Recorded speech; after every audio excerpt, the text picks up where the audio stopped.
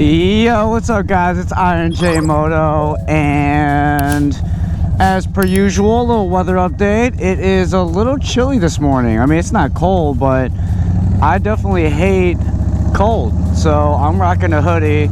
It'll probably be hot in about an hour, but we out here on my morning commute to work, and I figured I'd do a little vlog.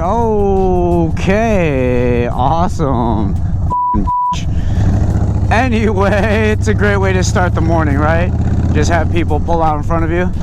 I'm running on no sleep, so not gonna be late to work today. I was already awake, and so my boss won't kill me.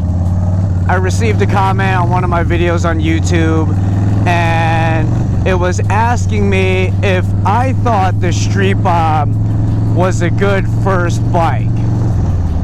Now, there's so many variables of that question. The previous comment before this comment of this is a good first bike was that this person was a beginner rider. I think to answer the question if I think the Softail Street Bob is a good first bike really just depends on the person. Let's start with my first answer. If you are fresh beginner, just getting out of getting your license, I don't think that this is a good first bike. I think you need a little bit of experience. If you're comparing it to beginner bikes, you're talking about 300cc. I mean, I guess if we're talking about the Harley lineup, right, you're gonna go for an 883 or a Sportster, but then you also have stuff like the Honda Rebel, the Yamaha Bolt, right? This might be a little heavy and or a little bit more powerful than where your skill limit is at, and you don't have that street time or the seat time yet. I don't know if this is going to be a good bike. Me personally, I started on an 883. I remember being scared and nervous for the first few months of riding. Even on an 883, I thought it was like the perfect amount of power, and I was thinking I would never upgrade. The last thing you want to do is hop on a bike that's above your skill limit, because your life is on two wheels. You know, there's no reason to get a bike bigger or invest in anything too crazy when you're just beginning. You know, you're gonna upgrade. It's natural progression. You really need to be dedicated to practicing, overcoming fears, and getting that seat time in, developing and sharpening those skills, your throttle, your clutch, your braking, and just your overall thought process of when you're on the bike.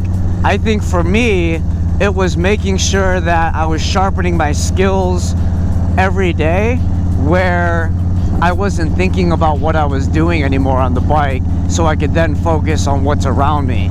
There is a good portion when you're starting off that you're so concentrated on what you're doing that you're not necessarily paying too much attention of the world around you. So I think that being on this bike as your first bike might not be a good idea. One, because it's not the cheapest bike, but when you're a beginner, you have to understand that accidents can happen, and if you're gonna be putting money as an investment towards these bikes, not to say you're gonna drop it, but you just have to plan that if it's your first bike and you're fresh out of class, things may happen.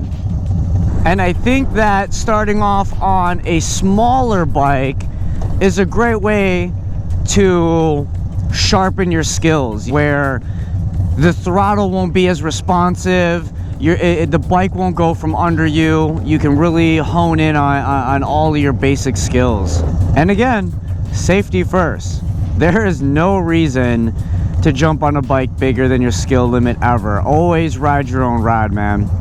Now, if you have a little bit of experience, maybe you rode dirt bikes, maybe you did have a smaller bike before, and you're getting back into motorcycling, or maybe you never actually owned a motorcycle, but you learned on some friends' motorcycles, then yeah, this could be a great bike for you. It has plenty of power if you have a little bit of skill set. If you have that control on throttle, clutch, braking, and everything, shifting, all that in your head already. Also taking in consideration like your build. Maybe you're a bigger man or woman that this bike fits you better, and maybe a Sportster or Rebel or a Yamaha Bolt is too small for you. There's definitely a lot of factors that come into play when you're talking about if this is a good bike for your first bike. Mid 600s, I believe, in regards to weight. So it's not a hard bike to handle, but it's also not an easy one. And if I can go back when I just started riding and you put me on this, I will definitely say I would be intimidated. I mean, and again, that's just me. It's always going to be dependent on yourself and how comfortable you feel with riding. I think it's a great mid-tier bike. I mean, for me, I love this bike. I'm looking forward to building this bike out even more performance-wise. This bike fits me because of my size. I'm like 5'6", maybe like 125 pounds or so. But again, this is sort of the, is this a good bike as your first bike? All in all, if you're a beginner and you're just fresh out of class and you're thinking about getting your first bike, yeah, honestly, my opinion, I don't think this would be a good first bike for you. And to conclude that, it's like the money you're gonna spend on this, and with being fresh on the street, getting your seat time in, I just don't know if this would be a good starter bike as a beginner. If you have a little bit of experience and you do have a little bit of discipline with braking, shifting, throttle, and clutch, by all means, yeah, I think it's worth to give it a test ride, because this is definitely no beginner bike, but it's definitely no like expert bike. So it's kind of like that really in between, which really makes it solely based on you as an individual. But that concludes my thoughts, guys. I'm kind of running on no sleep, and I know I'm pretty gung-ho sometimes about my reviews. I'm just kind of speaking off the top of my head. And I hope that helps you guys, because I mean, I'm just like you guys. I'm always on YouTube looking up videos that sometimes I just need some sort of honest review, and I want to make sure I can give that to you guys. If I missed anything or you guys have any other questions, man, ask them in the comments below.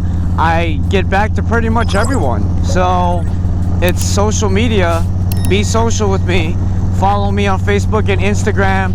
If you like this video, hit the like button. If you're new to the channel, hit that subscribe button. Thank you to all my subscribers and followers so far. I love hanging out and talking with you guys. But yeah, if you guys have any other recommendations on other videos, I mean, again, ask those in the comments below too. So until next time, guys, peace.